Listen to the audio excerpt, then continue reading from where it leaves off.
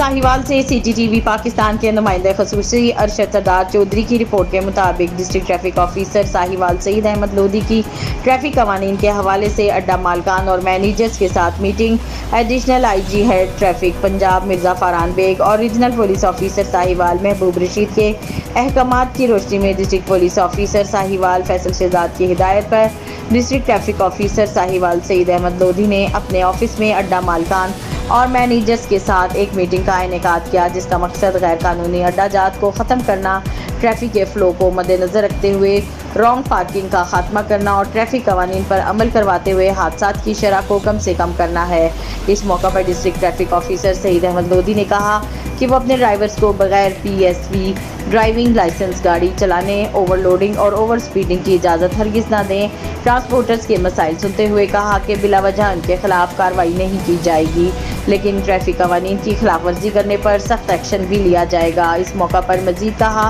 कि transporters traffic police का साथ दें ताकि हादसात को कम और ट्रैफिक के निज़ाम को मुनज़्ज़म किया जा सके।